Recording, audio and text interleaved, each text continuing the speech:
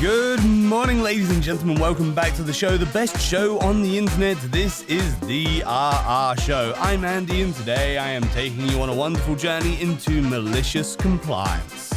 But before we get started, I have one quick favor to ask you. It will take 2 seconds, I promise. Just drop us a review on this show wherever you're watching it. Give us some of those stars. We love those stars. And maybe share it to your friends, because if you love it, they'll love it too. And if you share it with them, they'll love you for sharing something that you love with them that they love. You get it? Takes a couple of seconds. Makes a big deal for us. It's a big help. Thanks, guys.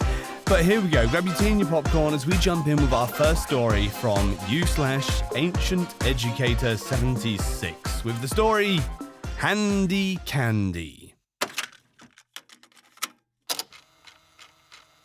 I teach middle school, and even though I'm not the cool teacher, I like to say that I have a solid relationship with my students, good enough to get them to work hard for me.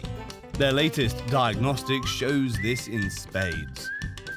As I release one of my tech classes to lunch, I see a 1-foot-tall plastic jar of Topico candies. It's a cappuccino candy that's sweet with a mild coffee flavor. I know this because I tasted this delectable treat as I saw them in the common area. We all put things into the common area for other teachers to eat, utilize, etc.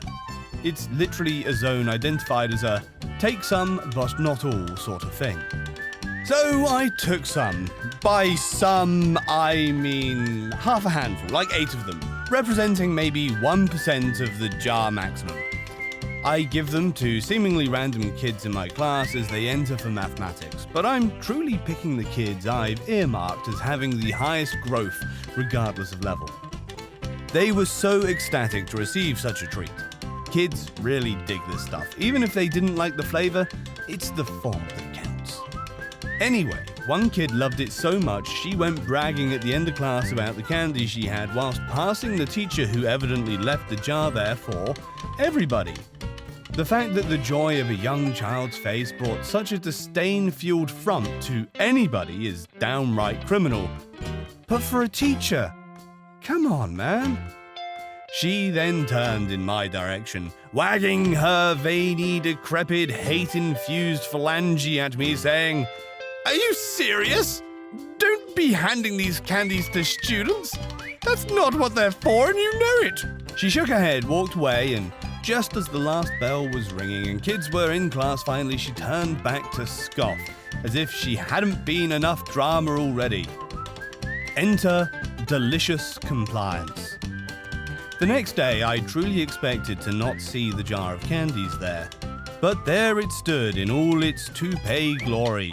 No sign or anything, just a vague memory of the words, "Don't you hand these to students." My maths class comes in again, and after I take attendance, I go, "Okay, who didn't get a candy yet and wants one?" 18 some odd hands raised. That's exactly how many I threw, tossed and slid to students' waiting arms. A thank you for trying so hard on the exam. I've got to hand it to that teacher though. She really found a way to extract the petty out of me. Although I'm pretty sure it's as easy as getting juice from an orange. Quick, it's a gap between stories. It's an ideal time to quickly leave us a review. It's a massive help for us, and it's one swipe of the thumb. Take a second, leave us a review, share the show. That'd be awesome.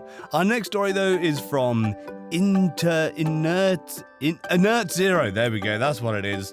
Go get another offer? Okay. Well, this one happened last summer. I've been working at an office for about 3 years. We were starting to come back to a hybrid schedule. Perhaps not coincidentally, not long after I caught COVID, and I was just so tired for the next month. My workload had been getting even higher and higher. Every time I'd tell my manager I had too much to do and we needed to offload some of it to someone else, he'd tell me, "Oh, well, you're doing a good job. Keep it up, buddy." He generally didn't listen to anything you told him, and my job was simpler the more I avoided him.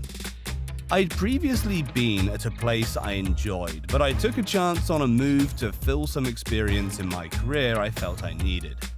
Even up to this point, despite the burnout, I felt like it was the position I wanted to be in. Then my manager starts telling me about how he's working on hiring someone who used to work there before I did, who was at the place I had come from.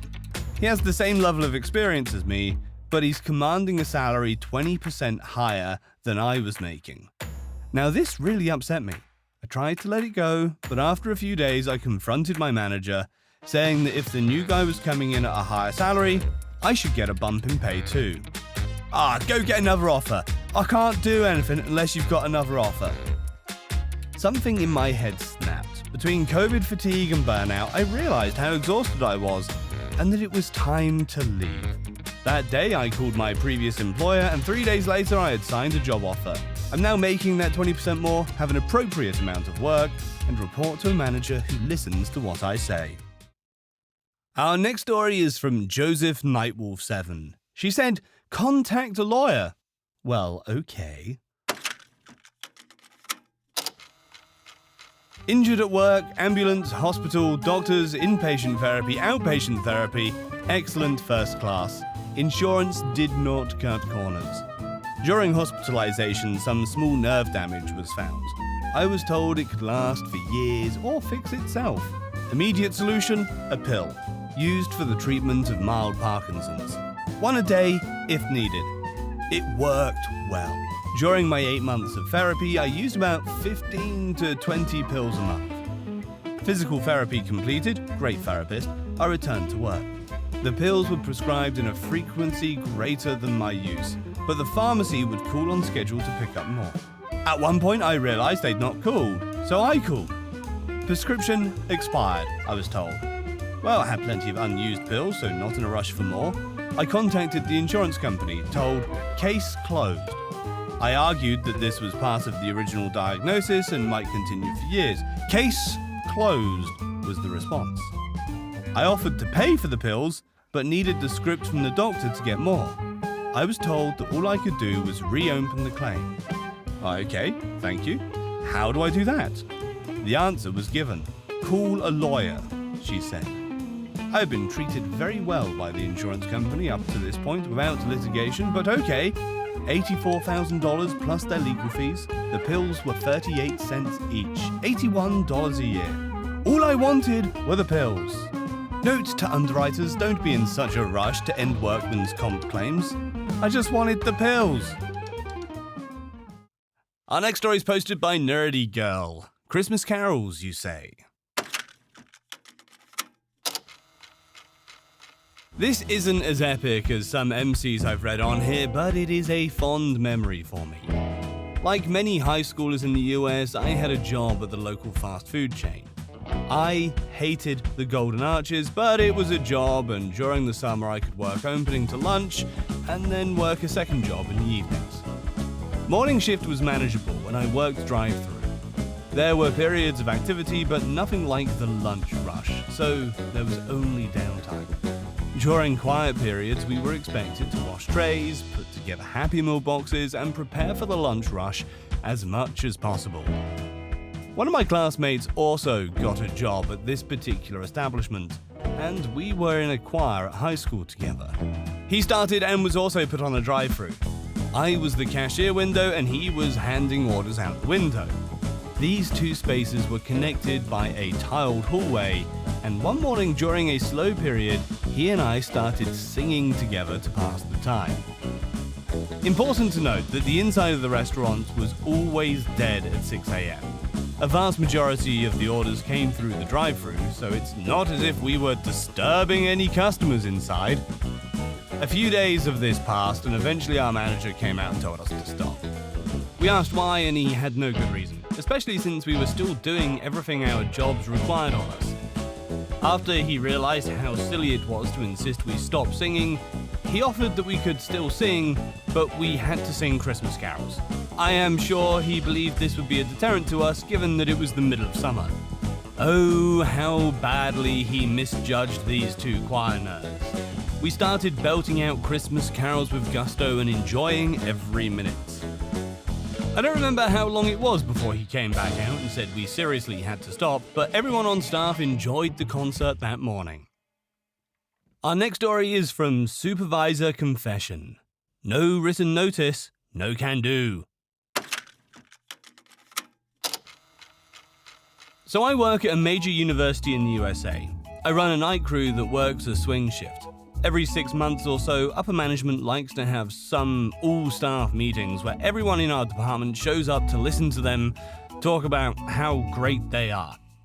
Overall, pretty big waste of time. First one I ever went to, I was forced to go to by my previous supervisor. I had to be there at 10 a.m. for a 90-minute meeting. My normal start time was 4 p.m., so this was a huge inconvenience. The next year, that supervisor had left and I was the new supervisor. I knew another meeting was coming because I'd received several emails about it. However, I had read the contract and it's required that any temporary shift change require 48 hours written notice. So I decided to say nothing. Finally, less than 24 hours before the event, we finally receive our notice.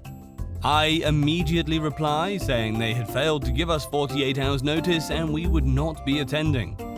My manager was initially upset because I didn't say anything earlier.